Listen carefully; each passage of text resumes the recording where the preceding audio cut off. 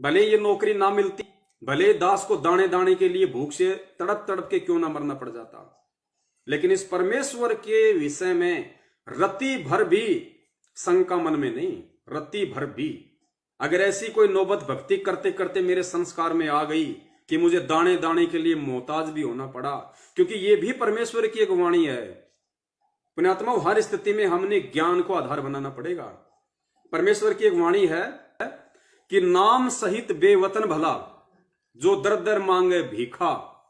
गुरुदेव कह रहे नाम दीक्षा लेने के बाद कि हे पुण्यात्मा, अगर तुझे ये नाम मिल जाए, अगर इस परमपिता परमेश्वर का, सतगुरु का, अगर ये कबीर का नाम तुझे मिल जाए, और यदि तुझे कोई देश निकाला भी दे दे, तेरे सामने ऐसी भी कोई नौबत, ऐसी भी कोई विपरीत परिस्थिति पैदा हो जाए कि इस नाम को लेने के बाद यदि तुझे देश निकाला भी दे दिया जाए, यानी तुझे देशद्रोही भी बना दिया जाए, तुझे देश की सीमाओं से बाहर कर दिया जाए, तो कहते हैं नाम सहित बेवतन भला। इस नाम के साथ में तो बेवतन होना भी एक खुशी की बात है। नाम सहित बेवतन भला जो दर दर मांगे भीखा।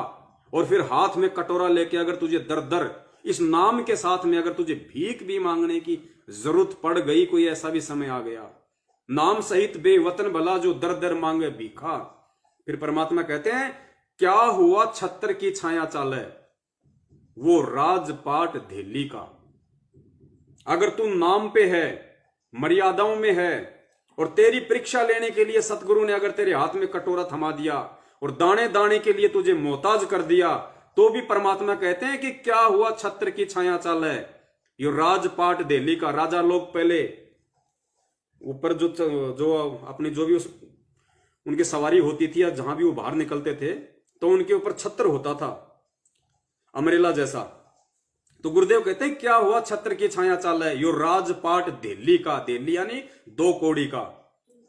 उस नाम के साथ अगर तुझे देश निकाला दे दिया गया और तू दर दर की भीख मांग रहा है, तो भी तू वो छत्र की छाया में चलने वाले उस राजा और राजपाट से लाखों गुना अच्छा है, उत्तम है।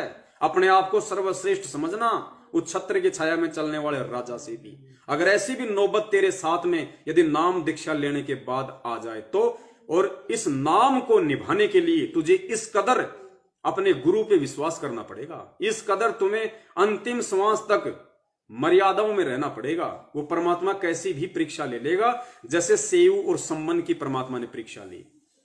गुरुजी ने बताया कि सम्मन के द्वारा सेव का शीश काटना, एक बाप के द्वारा अपने बेटे का शीश काटना उनके संस्कार में नहीं था, उनके प्रारब्ध में नहीं था, भाग्य में नहीं था। परमेश्वर ने जानबूझ के अपने भगत की परीक्षा लेने के लिए और कमाल की आंखें खोलने के लिए कि सेवादार तो अभी तूने देखे कहां हैं, ऐसी परिस्थितियां परमात्मा ने जानबूझ के पैदा की। और वो भगत परमेश्वर की उस परीक्षा में खरा उतरा। अपने गुरुदेव को भोजन कराने के लिए उसने अपने बच्चे की शीश तक की कुर्बानी दे दी। तो ऐसा भी यदि कोई समय आ जाए तो परमात्मा कहते हैं बेटा नाम पे रहना, मेरे प्रति विश्वास कमजोर मत कर लेना कि गुरुजी तो जेल में बैठे हैं, पता नहीं क्या होगा, गुरुजी आ नहीं रहे, 7 साल हो गई और कितना समय लगेगा, नाम लेने के बाद भी मेरे साथ ऐसा क्यों हो रहा है, नाम लेने के बाद भी मैं ऐसा दुखी क्यों हूं, परेशान क्यों हूं, मेरा कोई काम धाम क्यों नहीं हो रहा, मेरी बीमारी ठीक क्यों नहीं हो रही। अरे सब कुछ ठीक होगा, सब कुछ। कौन कहता है कि नहीं होगा, लेकिन होगा उसका जो विश्वास रखेगा। और विश्वास की कोई सीमा नहीं है, ये कोई मियाद नहीं है कि 6 महीने विश्वास करना पड़ेगा या 1 साल करना पड़ेगा। अंतिम श्वास तक आपको विश्वास रूपी डोर को पकड़े रहना होगा। कब परमेश्वर दया कर दे, मालिक की वाणी है ना कि कबहू तो दीन दयाल के भिनक पड़ेगी कान। नाम राम नाम रटते रहो जब तक घट में प्राण, और कभी तो उस दीन दयाल के भिनक पड़ेगी कान, कभी तो तेरी सुनेगा। इस विश्वास के साथ हमने इस भक्ति मार्ग पे इतना दृढ़ रहना है। तो ये कहानी जो थी छोटी सी दास पे आधारित, यह आपको इसलिए बताने की जरूरत थी पुण्यात्माओं कि अब की बार हमने ये मौका नहीं चूकना है, ये दाव हमने नहीं चूकना है, ये अंतिम मौका है। और ऐसी परिस्थितियां आपके सामने उत्पन्न होंगी क्योंकि परमात्मा आपके विश्वास और धैर्य की परीक्षा लेगा। अगर आपको सतलोक भेजना है तो, क्योंकि परीक्षा परमात्मा उसी आत्मा की लेगा जो परमेश्वर की प्यारी आत्मा होगी, जिसको परमात्मा लोहे की तरह आग में जला जला के फिर ज्ञान रूपी हथौड़े से चोट मार मार के उसका औजार बनाएंगे, फिर उसकी कीमत बनेगी। वरना लोहे को कोई नहीं पूछता, 25-30 रुपए किलो के भाव मिलता है। और उसी अगर 5 ग्राम लोहे की अगर कांटा निकालने वाली अगर कोई पिन बना दे लोहार, तो वो 2 ग्राम की पिन 5 ग्राम का लोहा 20-20, 25-25 रुपए में बिकता है मार्केट में कांटा निकालने के लिए। तो वो औजार यदि आपको बनना है तो फिर आपको इन परिस्थितियों को झेलने के लिए भी तैयार रहना पड़ेगा। तो ये परिस्थितियां उन सभी भगत भाई बहनों के सामने आएंगी जो आज बहुत अच्छी स्थिति में हैं, जो आज अपने आप को बहुत ज्यादा सुदृढ़ मान रहे हैं, जिन्होंने नाम दीक्षा लेने के बाद में केवल माया को ही अपना लक्ष्य समझा, जिनके पास में आज अनाप शनाप संपत्ति है, अनाप शनाप जिनके पास में प्रॉपर्टी है, जो काम धंधे को आगे से आगे बढ़ाए जा रहे हैं, रुकने का नाम ही नहीं ले रहे, पता नहीं क्यों, किस लिए, क्या करना चाहते हैं, क्या बनेंगे। उन आत्माओं को वो परमपिता परमेश्वर सतगुरु रामपाल जी महाराज अगर इस जन्म में पार करेगा, यदि परमेश्वर ने उस आत्मा को चुन लिया कि इस आत्मा को मैं इसी जन्म में पार करूंगा, तो वो आत्मा चाहे आज करोड़ोंपति क्यों ना हो, चाहे वो 2-2 फैक्ट्रियों का मालिक क्यों ना हो, अगर इसी जन्म में परमात्मा ने उसको पार करना होगा तो परमात्मा उसको दारिद्र की श्रेणी में लेके आएंगे। उसकी दिन रात एक करके जो प्रॉपर्टी कमाई हुई है उसको किसी भी तरह से परमात्मा नष्ट करवाएगा। चाहे कोई व्यापार में घाटा लगे, चाहे घर में कोई बीमारी आए, उसमें 2-3 लाख 4-5 लाख रुपए बर्बाद हो जाए, कोई भी कारण बनेगा आपके साथ में, वो प्रॉपर्टी आपकी परमात्मा छिन्न भिन्न करवाएगा और आपको उस श्रेणी में लेके आएगा। क्योंकि जब तक ये आत्मा उस श्रेणी में नहीं आ जाएगी, लो कैटेगरी में नहीं आ जाएगी, दारिद्र वाली श्रेणी में नहीं आ जाएगी, एक सामान्य संत और भगत वाली श्रेणी में नहीं आ जाएगी, तब तक उस आत्मा के अंदर वो माया, वो जमा किया गया पैसा, वो अनाप शनाप प्रॉपर्टी उस आत्मा के हृदय में कभी भी अपने सतगुरु के प्रति वो प्रेम भाव, वो श्रद्धा, वो विश्वास पैदा ही नहीं होने देगी। ये अटल नियम है। इसलिए परमेश्वर कहते हैं कि दानी को नहीं देत हूं ना राखूं वर्ष करोड़, ये माया है सूम की बंदी सूम गलडोर। ये तो कंजूस के लिए बनी है, कंजूस को ही दूंगा। और दानी को तो देत हूं मैं ज्ञान ध्यान विश्वास। क्या दूंगा दानी को? ज्ञान ध्यान विश्वास, आगे भक्ति, गरीबी और बंदगी। गरीबी, गरीबी जानते हो, हैंड टू माउथ, सेव समन वाला काम। उस भगत को मैं गरीबी दूंगा। गरीबी का मतलब hand to mouth, requirement of the family. साधु साईं इतना दीजिए जिसमें कुटुंब समाव, हम भी भूखे ना रहें साधु न भूखा जाए। उसको इतना ही दूंगा, फालतू के चोचले करने के लिए उसके घर में 1 रुपया नहीं छोड़ूंगा। अगर परमेश्वर ने उस आत्मा को इसी जन्म में पार करना होगा तो, और नहीं तो फिर परमात्मा ने हजारों साल ये मार्ग इसीलिए चलाया है कि बच्चों हजारों साल ये मार्ग चलेगा। वो 1000 साल परमात्मा ने इसीलिए रखे हैं कि वो आत्मा फिर अगले जन्म, फिर अगले जन्म, फिर अगले जन्म, जब तक वो आत्मा किसी जन्म में और आज उस स्थिति में नहीं आ जाएगी जिस स्थिति में आज ज्यादातर सत्सेवक भगत भाई बहन हैं, केवल हैंड टू माउथ। अगर लॉकडाउन लग जाए तो उनके घर में 1 महीने से ज्यादा का राशन नहीं है। जब तक ऐसी स्थिति में वो आत्मा नहीं आ जाएगी, चाहे वो कोई जी हो, चाहे वो मैनेजमेंट का कोई व्यक्ति हो, या चाहे सत्सेवक बना हुआ कोई व्यक्ति हो, या चाहे अन्य परमात्मा का कोई शिष्य या शिष्या हो, जब तक इस स्थिति में वो आत्मा नहीं आ जाएगी, परमात्मा उसको नहीं ले आएंगे, तब तक उसका इस जन्म में मोक्ष नहीं हो सकता। उदाहरण के लिए, हम 3 युगों से पार क्यों नहीं हुए? काल ने ये तो कहा नहीं कि आप 3 युगों में जीव आत्मा पार मत करना। जब एग्रीमेंट हुआ था परमेश्वर का, तो काल ने यह कहा था कि परमात्मा 3 युगों में जीव थोड़े ले जाना और कलयुग में जितने मर्जी ले जाना। तो थोड़े जीव तो परमेश्वर ने पार करने थे ना, लेकिन फिर भी परमात्मा थोड़े भी नहीं कर पाए, इतने ज्यादा नहीं कर पाए। क्यों? क्योंकि वो आत्मा उस स्थिति में नहीं थी उन 3 युगों में। गुरुजी ने बताया कि 3 युगों में इसके पास में इतने पुण्य होते हैं, इतने पुण्य होते हैं, इस आत्मा के पास में सुख सुविधा के इतने साधन होते हैं, ये इतना मौज मस्ती में होता है कि ये सतगुरु की भक्ति को अपनाता ही नहीं। अपना लिया तो वो माया इसको विश्वास नहीं होने देगी। कहीं ना कहीं उसके मन में ये रहेगा कि मेरे को तो ब्रह्मा विष्णु महेश या मेरे जो अन्य देवी देवता हैं, जिनकी मेरे बाप दादा पूजा पाठ करते आ रहे हैं, जिनकी मैं कर रहा था, वो ही दे रहे हैं। उस आत्मा में, उस माया के चलते, उन भौतिक सुख सुविधा के साधनों के चलते जो उसके पास में संग्रहित हैं, उसको कभी भी सतगुरु के प्रति विश्वास नहीं होने देंगे। सतगुरु के प्रति वो आस्था, वो लगन उसमें पैदा नहीं होने देंगे। क्योंकि माया का दूसरा मतलब है काल। आपके घर में जितनी ज्यादा अनाप शनाप माया है, मतलब आपके घर में काल बैठा हुआ है। वो आपको कभी भी परमेश्वर में वो भाव प्रकट करने नहीं देगा। जाहिर सी बात है, मेरा जैसा जो एक दारिद्र्य व्यक्ति है, उस पर अगर कोई संकट आ गया तो मैं क्या करूंगा? चारों तरफ से मेरे रास्ते बंद हैं, परमेश्वर ने बिल्कुल ब्लॉक कर रखे हैं। अब ऐसी स्थिति में मैं क्या करूंगा? सिवाय उस परमेश्वर पे विश्वास के, सिवाय उस परमेश्वर से प्रार्थना के, हृदय से, आत्मा से। परमेश्वर से विपत्ति आने पे प्रार्थना तो एक लखपति भगत भी करता है, एक करोड़पति भगत भी करता है, लेकिन उसके विश्वास करने का जो तरीका है, उसमें जो कसक है, जो विश्वास में, जो प्रार्थना में जो कसक है, जो तड़प है, वो उस लखपति में नहीं हो सकती। उस करोड़पति की प्रार्थनाओं में वो तड़प नहीं हो सकती। वो केवल फॉर्मेलिटी के लिए करेगा। और जो वास्तव में दारिद्र है, सारे हर तरफ से जिसके रास्ते बंद हैं, वो क्या करेगा?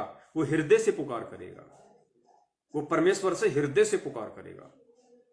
और फिर गुरु जी की वाणी है कि परमात्मा हमेशा आत्मा की सुनता है, मन की बकवाद नहीं सुनता, आत्मा की सुनता है। तो आत्मा से प्रार्थना करने के लिए आपके अंदर भाव चाहिए, विश्वास चाहिए, श्रद्धा चाहिए, लगन चाहिए, तब आपकी बात उस परमेश्वर तक पहुंचती है। आपने देखा होगा 2 पहलवान हष्ट पुष्ट अट्टे कट्टे आपस में वो कुश्ती लड़ते हैं, तो फॉर्मेलिटी क्या करते हैं? वो भी भगवान को याद करते हैं, नीचे झुक के, मिट्टी हाथ में लेके, यूं लगा के, यूं करके, पता नहीं क्या क्या करेंगे। कोई गले में कोई पेन रखा होगा, कोई भी देवी देवता का, उसको वो भी फॉर्मेलिटी कर रहे हैं। वो हट्टे कट्टे, उनको कोई दिक्कत नहीं, उसको घमंड है अपनी बॉडी पे, अपनी पावर पे घमंड है कि मैं जीतूंगा। लेकिन क्या कर रहे हैं? वो भी फॉर्मेलिटी करते हैं, देवी देवता को याद करते हैं, पहले भगवान को याद करते हैं, 2-4 बार यूं करेंगे इधर, क्योंकि उन्होंने फिल्मों में वो डायलॉग देखे हुए हैं। अब पूछता तो हनुमान जी को है, और वो हनुमान जी की फोटो निकाल के क्या करेगा? यूं, ईसाइयों की तरह करेगा यूं। अरे यार, तू हिंदू धर्म को मानने वाला, हनुमान जी की पूजा करने वाला, ये कहां से आ गया बताओ? और हनुमान जी की मूर्ति को हाथ में लेके करेगा, उसको जो सोने चांदी की बनवा रखी है, उसको लेके यूं करेगा, यूं। बताओ, ये फॉर्मेलिटी। तो ठीक इसी प्रकार पुण्यात्माओं, जिस भगत के पास में अनाप शनाप माया है, अनाप शनाप प्रॉपर्टी है, या आवश्यकता से ज्यादा है, या इस परमेश्वर की वाणी से अधिक है कि साईं इतना दीजिए जिसमें कुटुंब समाल, हम भी भूखे ना रहें, साधु ना भूखा जाए। इस वाणी से ज्यादा यदि किसी भगत के पास में प्रॉपर्टी है, संपत्ति है, माया है, तो प्रार्थना वो भी करेगा परमात्मा से, अरदास वो भी लगाएगा, लेकिन उसकी अरदास में, उसकी प्रार्थनाओं में वो कसक नहीं होगी।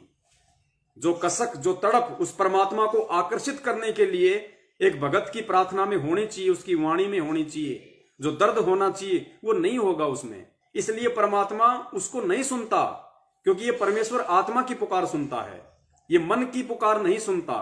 तो पुण्यात्माओं, हमने उस स्थिति में आने के लिए कि परमात्मा हमारी हर प्रार्थना को सुने, परमात्मा हमारी हर अरदास को सुने, उसके लिए हमने पुण्यात्माओं परमेश्वर की इन वाणियों को आधार बनाना पड़ेगा।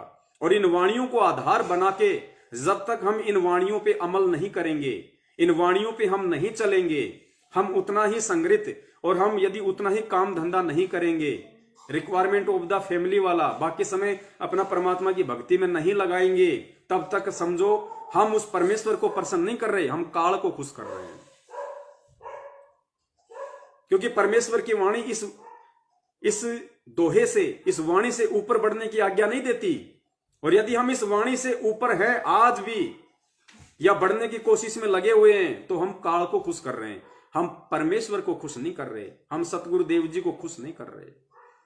तो आने वाले विनाश के समय में उन आत्माओं की मदद परमात्मा तब तक नहीं करेगा जब तक उन आत्माओं के पास में अपनी खुद की मदद करने के लिए संपत्ति होगी, धन होगा। आज यदि मेरे पास में 1,00,000 1.5 लाख रुपया बैलेंस होता, तो पुण्यात्माओं में उस परमात्मा से इस दर्द और कसक के साथ कभी अरदास नहीं करता, अपने मन में कभी यह विचार नहीं लाता कि हे परमेश्वर, अगले महीने के लिए तो दास के घर में कुछ है ही नहीं, तो परमात्मा दास को आशीर्वाद दीजिए, कोई ऐसा काम धंधा दीजिए परमात्मा, दास का कोई मार्गदर्शन कीजिए परमेश्वर। और दास अपनी तरफ से यह सोचने लगा कि ऐसे ऐसे उस भगत भाई के पास में जाके अपना मजदूरी का काम करूंगा। मैंने सोच लिया था फाइनली, मेरे पास और कोई ऑप्शन नहीं था। इसलिए परमात्मा ने तुरंत मेरी अरदास सुनी, तुरंत मेरी वो पुकार सुनी, मेरी प्रार्थना को स्वीकार किया। ये आत्मा का साथी है। चाहे पहाड़ पे बैठ के प्रार्थना कर लो, नामदान केंद्र पे परमात्मा को किसी ने बांध नहीं रखा। ये आत्मा का साथी है, स्वतंत्र है। वो खुद तो स्वतंत्र है ही, अपनी आत्मा को भी उसने स्वतंत्र छोड़ा हुआ है। लेकिन हम बंधनों में बंध गए अज्ञानता के चलते, कुपात्रों के हाथों, सतलोक आश्रम मैनेजमेंट हरियाणा के हाथों। और आज भी हमने उस परमात्मा तक जो धरती पे आया हुआ है साक्षात, उस तक भी अपनी प्रार्थना पहुंचाने के लिए हमने ये दलाल पाल लिए, हमने ये बीच में एजेंट खड़े कर लिए। जिन एजेंटों को, जिन दलालों को समाप्त करने के लिए परमात्मा 3 युगों से संघर्ष कर रहे हैं। आज से पहले हम जो पूजा पाठ भक्ति करते थे उसमें क्या था?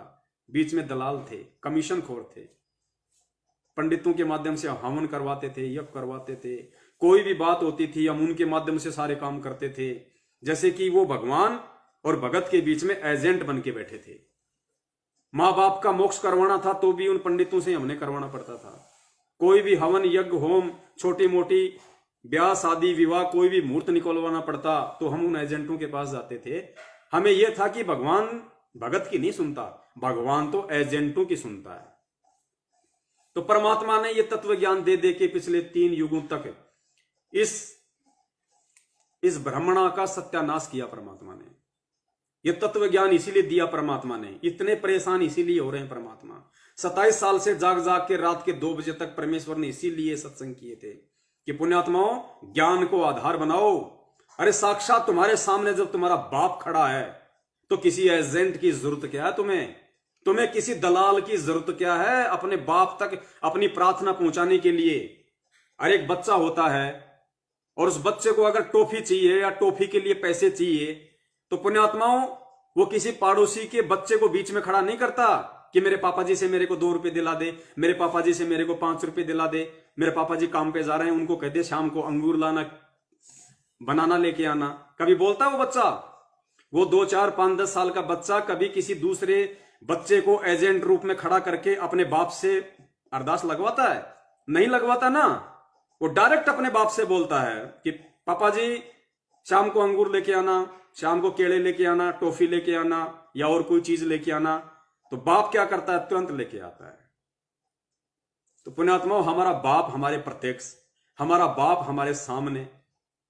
और दूसरा बाप ने तरीका बता दिया कि बेटा मैं अंतर्यामी हूं, अंतर्यामी। रोज संध्या आरती में कहता है कि मैं अंतर्यामी हूं तेरा बाप। अंतर्यामी एक आप आत्म के आधार, जो तुम छोड़ो हाथ तो मुझे कौन उतारे पार। हम रोज अपने बाप को अंतर्यामी कहते हैं गुरुदेव के अंग में, रोज अंतर्यामी एक आप आत्म के आधार। अरे क्या, और विश्वास हम कर नहीं रहे, विश्वास हम कर नहीं रहे, अंतर्यामी हम उसको मान नहीं रहे और रोज इस जुबान से बोलते हैं। तो क्या हम दीवारों को कह रहे हैं कि तू अंतर्यामी है? दीवार किसके सामने खड़े होके कहते हैं? अपने गुरुदेव की प्रतिमा के सामने खड़े होके, दीवार के सामने नहीं कह रहे। तो उस चीज पे विश्वास भी करो कि अगर मैं कह रहा हूं तो ये वाणी कोई मेरे बाप दादे की नहीं है, मेरे सतगुरु की है। उस परमपिता परमेश्वर की है, और परमपिता परमेश्वर की वाणी अखंड है, अटल है। अगर उसकी वाणी के अनुसार कोई विश्वास कर ले तो वो परमात्मा बिल्कुल नौकर की तरह खड़ा मिलेगा आपको, हाजिर। पतिव्रता जमीन पर जो जो दर है पाव, समर्थ झाड़ू देत है ना काटा लग जाए। लेकिन वो झाड़ू लगवाने के लिए पुण्यात्माओं हमें पतिव्रता भी तो होना पड़ेगा। आने वाले संकटों को मिटवाने के लिए हमें भी तो विश्वासी बनना पड़ेगा। परमात्मा से हर प्रकार का लाभ लेने के लिए हमें भी तो उसके प्रति श्रद्धालु बनना पड़ेगा। ऐसा नहीं है कि परमात्मा ही सब कुछ कर देगा और हम बैठे रहें। हमने भी उतना ही आगे बढ़ना पड़ेगा। परमेश्वर कहते हैं कि जैतू चाले एक कदम, मैं चालूं कदम 60, और जैतू हो जा काठ खा, मैं हो जाऊं लोहे की लाठ। गुरुदेव कहते हैं नालायक, तू एक कदम मेरे मार्ग पे विश्वास के साथ अपने आप को पूर्णतया मेरे ऊपर समर्पित करके एक कदम तू इस भक्ति मार्ग पे तू तेरा पैर तो रख के देख। जैतू चाले एक कदम, वो एक कदम ऐसे नहीं, विश्वास के साथ, समर्पण भाव के साथ, पूरी श्रद्धा के साथ इस भक्ति मार्ग पे जैतू चाले एक कदम। तो परमात्मा कहते हैं मैं 60 गुना चलूंगा तेरे आगे, 60 गुना। जैतू चाले एक कदम, मैं चालू कदम 60। और फिर परमात्मा कहते हैं जैतू हो जा काठ का, काठ होता है लकड़ी, जैतू हो जा लकड़ी का तो मैं बन जाऊं लोहे की लाठ। कहते नालायक, तू एक बार लकड़ी के जितना कम से कम मजबूत होके तो देख मेरे ऊपर, इस मार्ग के ऊपर। मैं अगर तेरे लिए अगर लोहे की तरह टाइट ना हो जाऊं तो कहना। अब परमेश्वर ने कहां कमी छोड़ रखी है भाई? सत्संगों के माध्यम से, वाणियों के माध्यम से, शब्दों के माध्यम से, हर तरीके से तो परमात्मा ने पूरी तरीके से हमें समझा दिया, हमें बता दिया। अब उसके बाद अगर कोई कमजोरी रहेगी, कोई कमी रहेगी तो आप और हमारी रहेगी, परमात्मा की नहीं रहेगी। और यही वो कमजोरी है जिस कारण आज सार नाम तक प्राप्त करके भी लोग कोरोना से मर रहे हैं, अकाल मौत मर रहे हैं। सतगुरु के भगत की तरफ तो काल आंख उठा के भी नहीं दे सकता, आंख उठा के भी। अरे राष्ट्र